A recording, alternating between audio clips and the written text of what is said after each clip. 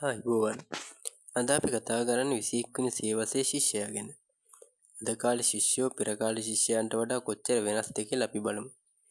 තාක්ෂණය සහ ඉගෙනීම. අද කාලේ ශිෂ්‍යයාගේ ලොකුම ලක්ෂණයක් තමයි තාක්ෂණය භාවිතා කිරීම.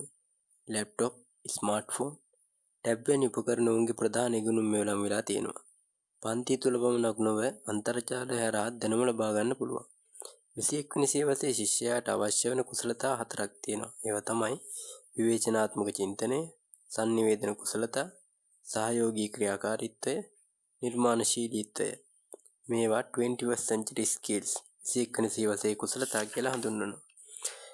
අද කාලේ මතක තබා ගැනීම විතරක් ප්‍රමාණවත් වෙන්නේ නැහැ. දැනුම භාවිතා කරන්න පුළුවන් වෙන්න ඕන.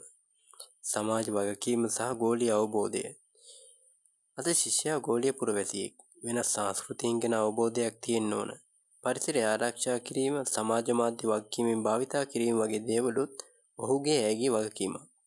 එහෙනම් යාළුවනේ 21 වෙනි සියවසේ ශිෂ්‍යයා කියන්නේ තාක්ෂණයත් සමග ගමන් කරන නව අදහස් සොයා යන සහ සමාජ වගකීමෙන් කටයුතු කරන කෙනෙක්.